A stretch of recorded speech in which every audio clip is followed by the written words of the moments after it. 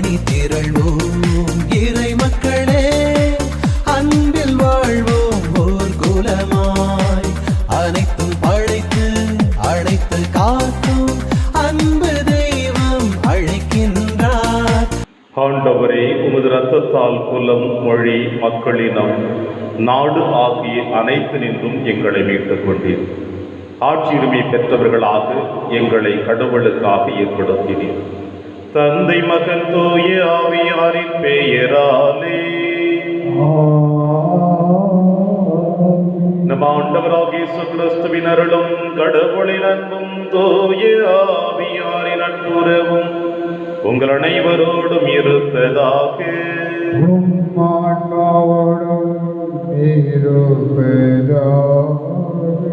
கிறிஸ்தியேசுவில் பிரியமான அன்புமிக்க சகோதர சகோதரிகளே, பின்னரசு கடுகு விதைக்கு ஒப்பாகும் என்று இன்றைய வாசகத்தின் வழியாக ஆண்டவர் இயேசு கிறிஸ்து இறையாட்சி பற்றி வெளிப்படுத்துகிறார்.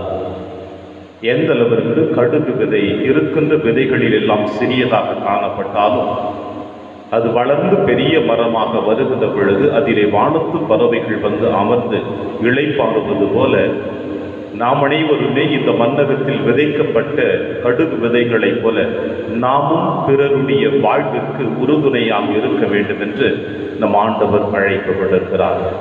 எனவேதான் கடவுளாக இருந்தவர், கடவுளோடு இருந்தவர் இந்த மண்ணுலகிற்கு மனிதனாக வந்து நம் பாவங்களை தன் தோள் மீது சுமந்து சிலுவை மரணத்தை ஏற்று தன்னுடைய திருரத்தத்தின் வழியாக உங்களுக்கும் எனக்கு மீட்பை பெற்றுக் கொடுத்திருக்கிறார்.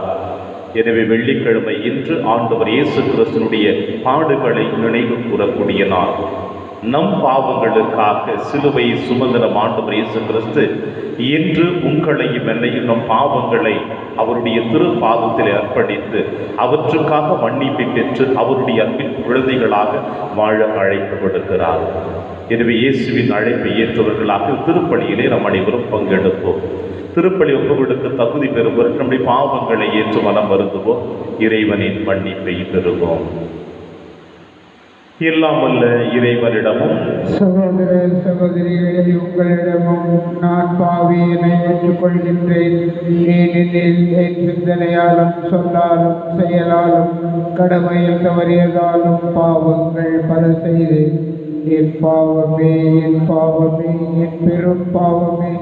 ஆகையால் எப்போதும் கன்னியான புனித மரியாவையும் வானதூதர் புனிதர் அனைவரையும் சகோதர சகோதரிகளே உங்களையும் நம் இறைவனாகிய ஆண்டவரிடம் எனக்காக வேண்டிக் கொள்ள மன்றாடுகின்றேன். எல்லாம் வல்ல இறைவன் நம் மீது இரக்கம் வைத்து நம் பாவங்களை மன்னித்து நம்மை நிலையில் வாழ்ந்து அழைத்து செல்வராக. ஆமென். ஆண்டவரே இரக்கமாயிரும். ஆண்டவரே இரக்கமாயிரும். கிறிஸ்துவே இரக்கமாயிரும். கிறிஸ்துவே இரக்கமாயிரும். ஆண்டவரே இரக்கமாயிரும். ஆண்டவரே இரக்கமாயிரும். மன்றாடுவோமாக. இறைவா, உம்முடைய திருமகனின் உயர் மதிப்புள்ள திரு ரத்தத்தால் மனித இனம் அனைத்தையும் மீட்டருளி உள்ளே உமது இரக்க செயலை எங்களுக்குள் நிலைத்திருக்க செய்து இவ்வாறு எங்கள் மீட்பின் மறைபொருளை நாங்கள் இடையராத நினைவில் கொண்டு அதன் பயனை அடைய தகுதி பெறுவோமாக.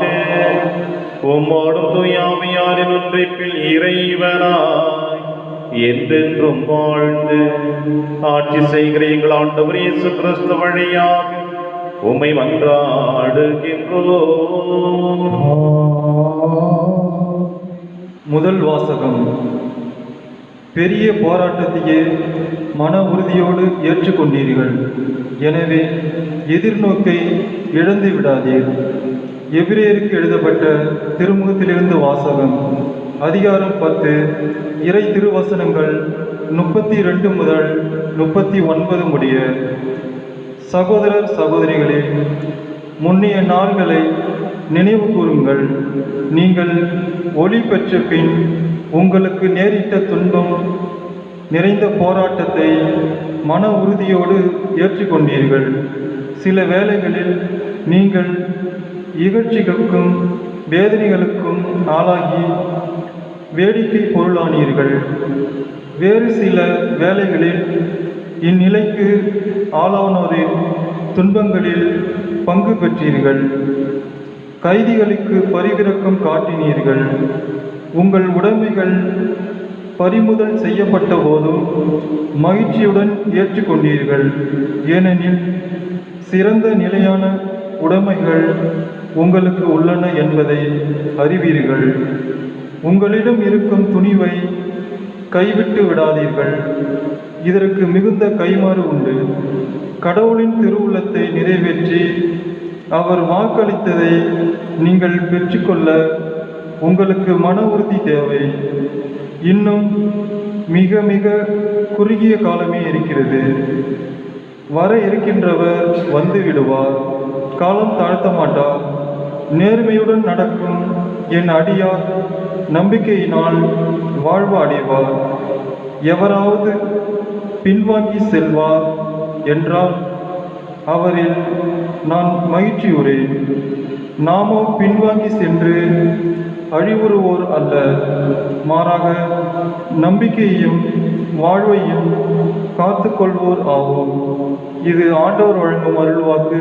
இறைவனுக்கு நன்றி. பதிலுரை பாடல் பல்லவி. ஆண்டவரிடமிருந்து மீட்பு நேர்மையாளருக்கு வருகின்றது. ஆண்டவரிடமிருந்து மீட்பு நேர்மையாளருக்கு வருகின்றது. ஆண்டவரை நம்பு, நலமானதை செய், நாட்டிலே குடியிரு, நம்பத்தக்கவராய் வாழ், ஆண்டவரிலே மகிழ்ச்சி கொள், உன் உள்ளத்து விருப்பங்களை அவர் நிறைவேற்றுவார். பல்லவி. ஆண்டவரிடமிருந்து மீட்பு நேர்மையாளருக்கு வருகின்றது. உன் வழியை ஆண்டவரிடம் ஒப்படைத்து விடு, அவரையே நம்பியிரு, அவரே உன் சார்பில் செயலாற்றுவார். உன் நேர்மையை கதிரொளி போலும் உன் நாணயத்தை நண்பகல் போலும் அவர் விளங்க செய்வார். பல்லவி. ஆண்டவரிடமிருந்து மீட்பு நேர்மையாளருக்கு வருகின்றது. தாம் ஓகை கொள்ளும் நடத்தையை கொண்ட மனிதரின் காலடிகளை ஆண்டவர் உறுதிப்படுத்துகின்றார். அவர்கள் விழுந்தாலும் விழுந்து கிடக்க மாட்டார்கள். ஆண்டவர் அவர்களை தம் கையால் தூக்கி நிறுத்துவார். பல்லவி. ஆண்டவரிடமிருந்து மீட்பு நேர்மையாளருக்கு வருகின்றது. நேர்மையாளருக்கு மீட்பு ஆண்டவரிடமிருந்து வருகின்றது. நெருக்கடியான நேரத்தில் அவர்களுக்கு வலிமையும் அவரே. ஆண்டவர் துணை நின்று அவர்களை விடுவிக்கின்றார். பொலரிடமிருந்து அவர்களை விடுவிக்கின்றார். அவரிடம் அடைக்கலம் புகுந்ததால் அவர்களை மீட்கின்றார். பல்லவி. ஆண்டவரிடமிருந்து மீட்பு நேர்மையாளருக்கு வருகின்றது. அல்லேலூயா, அல்லேலூயா. தந்தையே, விண்ணுக்கும் மண்ணுக்கும் ஆண்டவரே, உம்மை போற்றுகின்றேன். ஏனெனில் ஞானிகளுக்கும் அறிஞர்களுக்கும் இவற்றை மறைத்து குழந்தைகளுக்கு வெளிப்படுத்தினேன். அல்லேலூயா. ஆண்டவர்களோடு இருப்பாராக. உம் ஆன்மாவோடும் இருப்பாராக. தூய மார்க்கு எழுதிய பரிசுத்த நற்செய்தியிலிருந்து வாசகம். ஆண்டவரை மாற்றி உமக்கே. இயேசு கூட்டத்தை நோக்கி, இறை ஆட்சியை பின்வரும் நிகழ்ச்சிக்கு ஒப்பிடலாம். நிலத்தில் ஒருவர் விதைக்கிறார். அவர் எதுவும் செய்யாமலே நாட்கள் நகர்ந்து செல்கின்றன. அவருக்கு தெரியாமல் விதை முளைத்து வளர்கிறது. முதலில் தளிர், பின்பு கதிர், அதன் பின் கதிர் நிறைய தானியம் என்று நிலம் தானாகவே விளைச்சல் அளிக்கிறது. பயிர் விளைந்ததும் அவர் அறிவாளோடு புறப்படுகிறார், ஏனெனில் அறுவடை காலம் வந்துவிட்டது என்று கூறினார். மேலும் அவர் இறை ஆட்சியை எதற்கு ஒப்பிடலாம் அல்லது எந்த உவமையால் அதை எடுத்துச் சொல்லலாம்? அது கடுகு விதைக்கு ஒப்பாகும். அது நிலத்தில் விதைக்கப்படும் பொழுது உலகில் உள்ள எல்லா விதைகளையும் விட சிறியது. அது விதைக்கப்பட்ட பின் முளைத்தெழுந்து எல்லா செடிகளையும் விட பெரிதாகி வானத்து பறவைகள் அதன் நிழலில் தங்கக்கூடிய அளவிற்கு பெரும் கிளைகள் விடும் என்று கூறினார். அவர்களது கேட்டறியும் திறமைக்கேற்ப அவர் இத்தகைய பல உவமைகளினால் இறைவார்த்தை அவர்களுக்கு எடுத்துரைத்து வந்தார். உவமைகள் இன்றி அவர் அவர்களோடு பேசவில்லை. அவர் தனிமையாக இருந்த பொழுது தம் சீடருக்கு அனைத்தையும் விளக்கிச் சொன்னார். இது ஆண்டவர் வழங்கும் அருள்வாக்கு. கிறிஸ்துவே உமக்கு புகழ்.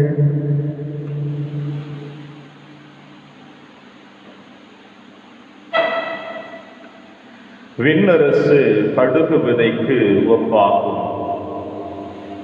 கிறிஸ்தேசுவில் பிரியமான அன்புமிக்க சகோதர சகோதரிகளே, ஒரு போதகர் இருக்க வேண்டும் என்றால்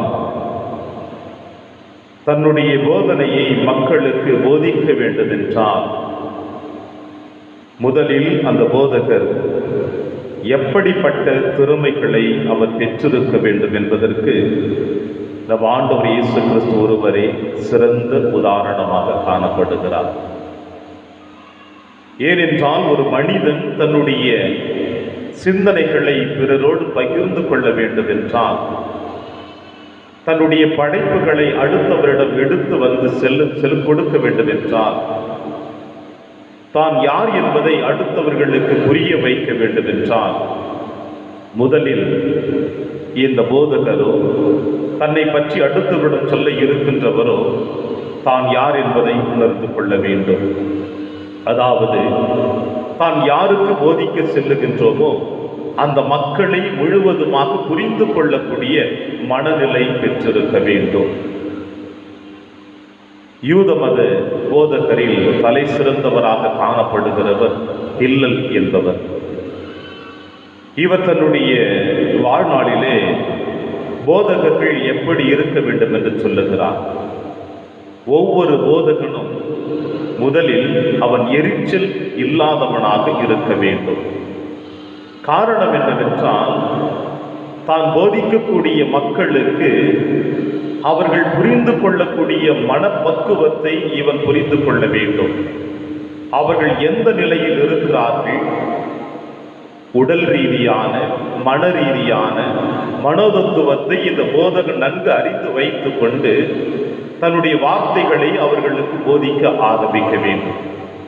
ஒருவேளை அப்படி போதித்துக் கொண்டிருக்கிற பொழுது கேட்டுக்கொண்டிருப்பவர்கள் யாராவது அந்த கேட்கிற திறனற்று இருந்தாலோ, அதை செவிமடுக்காமலும் கவனச்சிதைவு இருந்தாலோ போதிக்கின்ற மனிதர் எரிச்சல் கொள்ளக்கூடாது. மாறாக அவர்களோடு அன்பாக பேசி அவர்களுக்கு தன் போதனையை கொடுக்க வேண்டும்.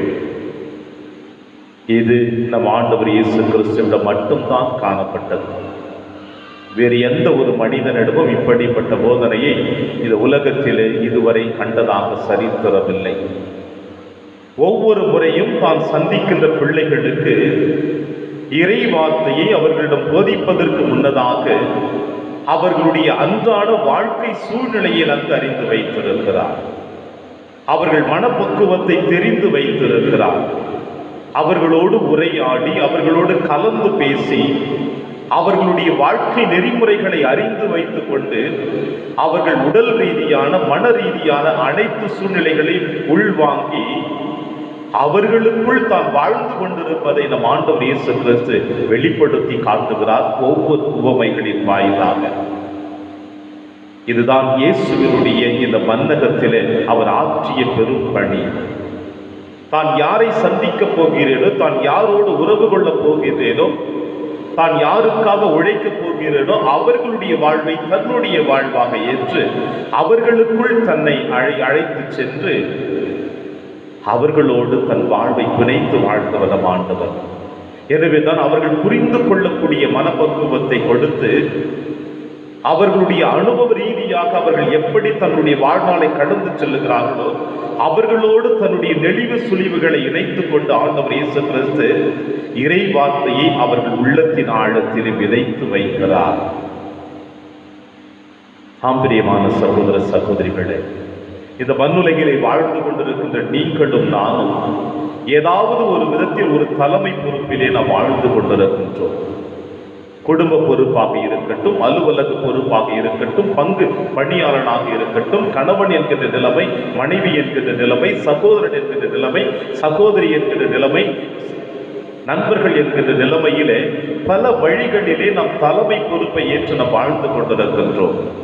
எனவே இப்படி தலைமை பொறுப்பை ஏற்று வாழ்ந்து கொண்டிருக்கின்ற நீங்களும் நானும் நம்மிடம் ஒப்படைக்கப்பட்ட ஒரு மனிதனாக இருக்கட்டும், ஒரு ஆத்மாவாக இருக்கட்டும், அவர்களை நன்கு நாம் அறிந்து வைத்துக் கொள்ளவில்லை என்றால் நம்முடைய பணி வாழ்வு எந்த விதத்திலும் பலனை தர முடியாது. எனவே நம்மோடு வாழ்ந்து கொண்டிருப்பவர்களை நன்கு அறிந்து வைத்துக் கொண்டு அவர்களுடைய வாழ்க்கை சூழ்நிலைகளுக்கு ஏற்றாற்போல நல்லது எது தீயது எது என்பதை நாமும் வெளிப்படுத்துவதற்கு முன்னதாக நாம் நல்லவர்களாக வாழ இன்றைய திருவழிபாடு நமக்கு அழைக்கப்படுகிறது. இப்படி நம்மை நாம் தூயவர்களாக்கி நல்லவர்களாக்கி அடுத்தவர்களையும் அந்த நல்ல பாதையில் அழைத்து செல்லுகிற பொழுதுதான் இது நற்செய்தி வாசகத்தில் சொல்லப்பட்டது போல இந்த உலகத்தில் இருக்கிற எல்லா விதைகளையும் விட கடுகு விதையானது ஒரு சிறிய விதையாக காணப்படுகிறது. அது நிலத்தில் விழுந்து அது வளர்ந்து இந்த உலகத்தில் இருக்கிற எல்லா செடிகளை விட பெரிய செடியாக வளர்ந்து வானத்து பறவைகள் வந்து அதிலே இளைப்பாறக்கூடிய அளவிற்கு அது வளர்ந்து பெரிய மரமாக காணப்படுகிறது. விண்ணரசு எப்படித்தான் ஆண்டவர் இயேசு கிறிஸ்து ஒருவரை இந்த மண்ணுலகிற்கு மனிதனாக பிறந்து தந்தையினுடைய திருவுளத்தை நிறைவேற்ற தன்னை ஒரு கடுகு விதை போல நம்முடைய பாவங்களை தன் தோள் மீது சுமந்து சிலுவையில் அறையப்பட்டு கல்லறையில் அடக்கம் செய்யப்பட்டு 3ஆம் நாள் உயிர்த்தெழுந்தார். அவர் விட்டு சென்ற அவர் கொடுத்திருந்த அந்த விசுவாசத்தை நம்பிக்கையை 12 சீடர்கள் 11 சீடர்களும் ஏற்று அதை இன்று இந்த உலக திருச்சபை எந்த அளவிற்கு பறந்து விரிந்து வளர்ந்திருக்கிறது என்றால் அதிலே நீங்களும் நானும் இளைப்பாறிக் கொண்டிருக்கின்றோம். இனி வருகின்ற சமுதாயத்திற்கு நாம் கடுகு விதைகளை போல நாம் விதைக்கப்பட வேண்டும். திருச்சபை என்கிற நிலத்திலே இந்த திருச்சபை என்கிற நிலத்திலே நீங்களும் நானும் கடுகு விதை போல விதைக்கப்பட்டு நம்முடைய விசுவாச மரமானது பிறருக்கு பலனை கொடுக்கக்கூடியதாக இருக்க வேண்டும் என்று இயேசு ஆசைப்படுகிறார். திருச்சபையின் விருப்பம் கொள்ளுகிறது. திருச்சபையின் விருப்பத்தையும் இயேசுவின் விருப்பத்தையும் நிறைவேற்றாமல் இத்தனை நாட்கள் நாம் கடந்து சென்று கொண்டிருந்தோம் என்றால் இதுவே சரியான தருணம். இந்த நாளிலே நம் ஆண்டவர் முன்னிலையில் நம்மை அர்ப்பணிப்போம். நம் பாவத்திற்காக மனம் வருந்துவோம். ஏனென்றால் வெள்ளிக்கிழமை இந்த நாளிலே ஆண்டவர் இயேசு கிறிஸ்துவினுடைய பாடுகளை பற்றி சிந்திக்கக்கூடிய நாள்.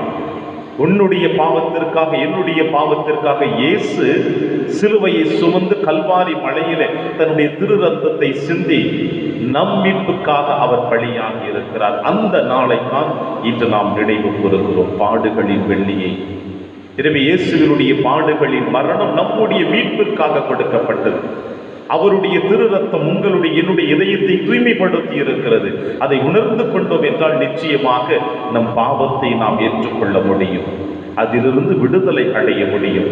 அதிலிருந்து விடுதலை அடைகிற பொழுது நாம் தூயவர்களாக நல்லவர்களாக மாறி பிறரோடு நம் வாழ்வை அர்ப்பணித்து நல்ல கடுகு விதையாக இந்த திருச்சபை என்கிற நிலத்திலே விழுந்து ஒரு பெரிய பலன் தரக்கூடிய மரமாக வாழ முடியும் என்ற நம்பிக்கையோடு இந்த திருப்பலியிலே தொடர்ந்து மன்றாடுவோம். இறைவன் உங்களையும் என்னையும் விரைவாக ஆசீர்வதிப்பார். ஆமென்.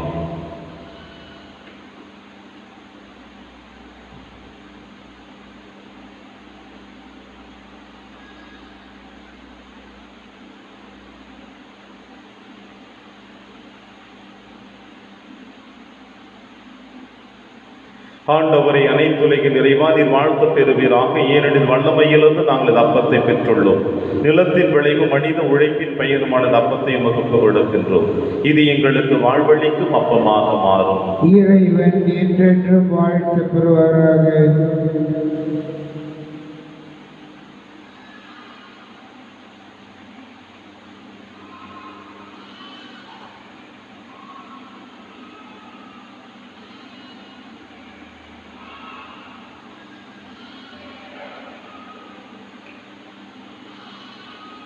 ஆண்டவரை அனைத்துலகின் இறைவா நீர் வாழ்த்த பெறுவீராக. ஏனெனில் வல்லமையிலிருந்து நாங்கள் ரசத்தை பெற்றுள்ளோம். திராட்சை செடியும் மனித உழைப்பின் பயனுமான ரசத்தை உமக்கு கொடுக்கின்றோம். இது எங்கள் ஆன்மீக பானமாக மாறும். இறைவன் என்றென்றும் வாழ்த்து பெறுவாராக.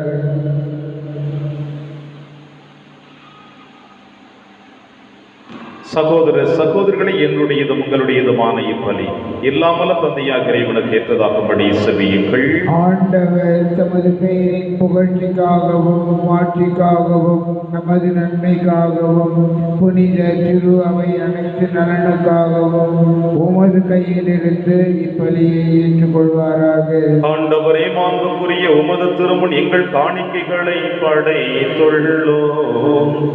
புதிய உடன்படிக்கை நிலைப்பாளராகிய வீசுவிடும் நாங்கள் மறைநிகள் வழியாக வந்தடையவும் என் மீது தெளிக்கப்பட்ட அவருடைய மீட்பளிக்கும் இரத்தத்தால் புதுப்பிக்க பெறவும் அருள்வீராக. எங்கள் ஆண்டவராகிய கிறிஸ்து வழியாக உம்மை மன்றாடுகின்றோம்.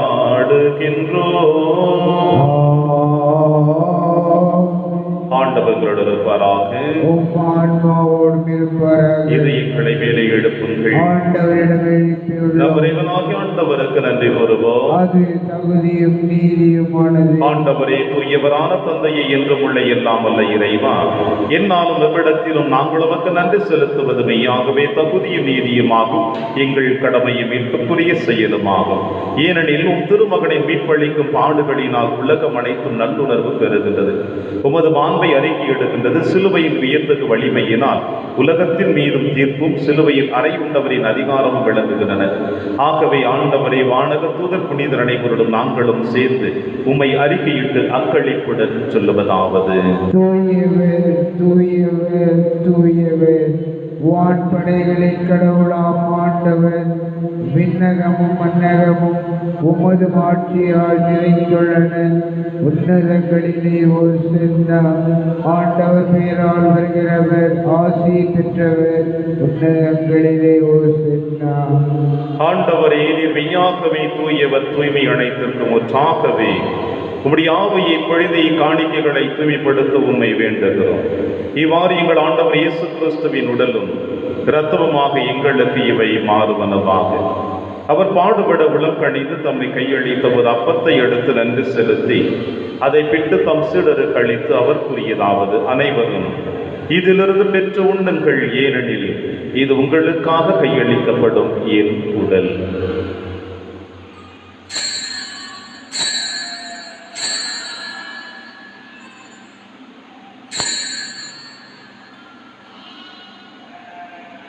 அவர் நம்மை இரவு விருந்தை அருந்திய பின் கிண்ணத்தையும் எடுத்து மீண்டும் நன்றி கூறி தம் சீடர்களுக்கு அளித்து அவர் கூறியதாவது: அனைவரும் இதிலிருந்து பெற்று பருகுங்கள், ஏனெனில் இது புதிய நிலையான உடன்படிக்கைக்குரிய என் இரத்தத்தின் கிண்ணம். இது பாவ மன்னிப்புக்கென்று உங்களுக்காகவும் பலருக்காகவும் சிந்தப்படும். இதை என் நினைவாக செய்யுங்கள்.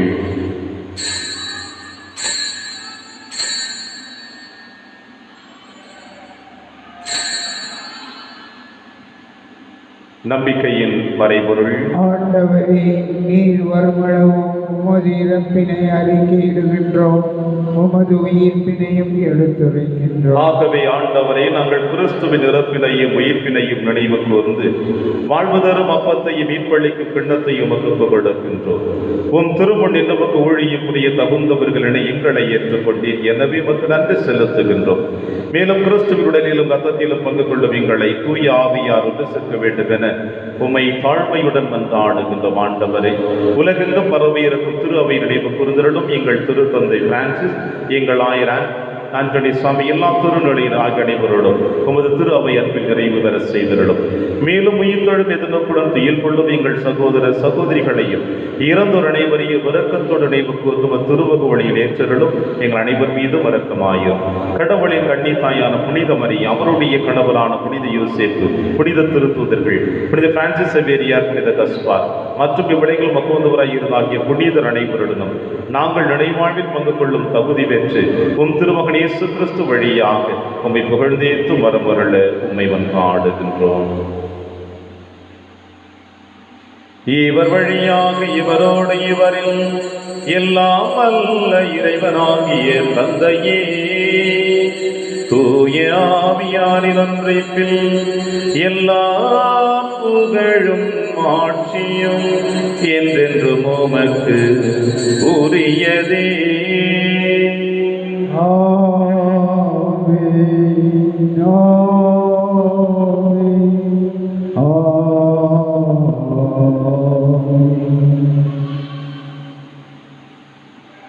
மீட்பரின் கட்டளையால் கற்பிக்கப்பட்டு இறை படிப்பினையால் பயிற்சி பெற்ற நாம் அனைவரும் துணிந்து சொல்வோம். விண்ணுலகில் இருக்கிற எங்கள் தந்தையே, உமது பெயர் தூயது என போற்ற பெறுக. உமது ஆட்சி வருக. உமது திருவிழம் விண்ணுலகில் நிறைவேறுவது போல மண்ணுலகிலும் நிறைவேறுக. எங்கள் அன்றாட உணவை இன்று எங்களுக்கு தாரும். எங்களுக்கு எதிராக குற்றம் செய்வோரை நாங்கள் மன்னிப்பது போல எங்கள் குற்றங்களை மன்னியும். எங்களை சோதனைக்கு உட்படுத்தாதையும் தீமையிலிருந்து எங்களை விடுவித்தருளும். ஆண்டவரே, தீமை அனைத்திலும் இருந்து எங்களை விடுவித்து எங்கள் வாழ்நாளில் அமைதியை கனிவுடன் அருளவும் என்று ஆடுகிறோம். உமது இரக்கத்தின் உதவியால் நாங்கள் பாவத்திலிருந்து எப்பொழுது விடுதலை பெற்று யாதொரு கலக்கமுமின்றி நலமாயிருப்போமாக. நாங்கள் எதிர்நோக்கி இருக்கும் பேரின்பத்திற்காகவும் மீட்பராக இயேசு கிறிஸ்து வருகைக்காகவும் காத்திருக்கின்றோம். ஆண்டவரே இயேசு கிறிஸ்துவே, அமைதியை உங்களுக்கு விட்டுச் செல்கிறேன், அமைதியை உங்களுக்கு அளிக்கிறேன் என்று உம் திருத்துதர்களுக்கு வழிந்தீரேன். எங்கள் பாவங்களை பாராமல் திரு அவையின் நம்பிக்கையை கண்ணோக்கி உமது திருவுளத்திற்கு ஏற்பதற்கு அமைதியை முற்றிலும் அளித்துள்ளீராக. என்னிடம் வாழ்ந்து ஆட்சி செய்கின்றவர் நீரே. ஆண்டவருடைய அமைதி உங்கள் அனைவரோடும் என்றும் இருப்பதாக. ஒருவர் உறவின் வாழ்த்தை அறிவித்து மகிழ்வோம். சமாதானம். உலகின் பாவங்களை போக்கும் இறைவனின் செம்மறியை எங்கள் மேல் இரக்கமாயிரும்.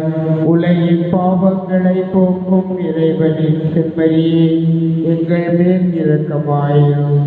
உலகின் பாவங்களை போக்கும் இறைவனின் செம்மறியை எங்களுக்கு அமைதியை அளித்தருளும். இதோ இறைவனின் செம்மறி, இவரை நம் அனைவரின் பாவங்களையும் போக்குகின்றவர். செம்மறியின் விருந்திற்கு அழைக்க பெற்ற நாம் அனைவரும் பேறு பெற்றோர். ஆண்டவரே, நீர் என் இல்லத்தில் எழுந்தருள நான் தகுதியற்றவன். ஆனால் ஒரு வார்த்தை மட்டும் சொல்லியருளும், எனது ஆன்மா நலம் அடையும். கிறிஸ்துவின் திருவிடலும் திருரதும் காத்து நமக்கு நிலையான வாழ்வளிப்பதாக. ஆமென்.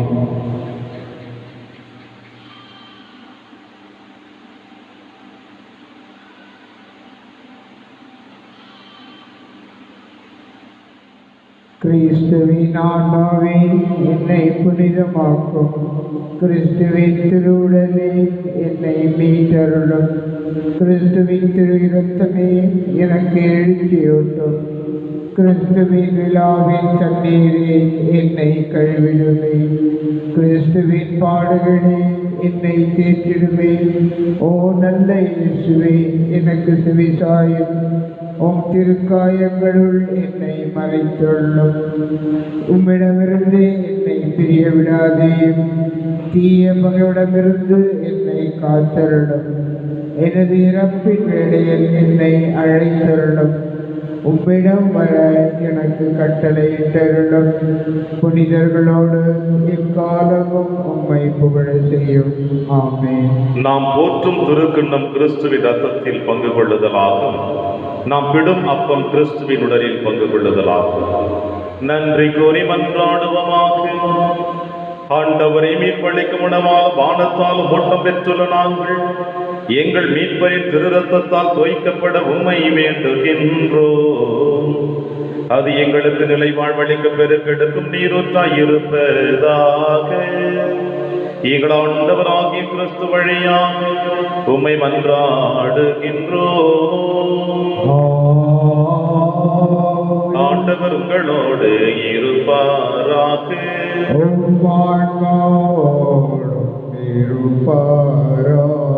எல்லாம் வல்ல இறைவன் தந்தை மகன் தூயாவியார் உங்கள் அனைவரையும் நிறைவாக ஆசீர்வதிப்பாராக. சென்று வாழுங்கள், திருப்பலி நிறைவேறிற்று.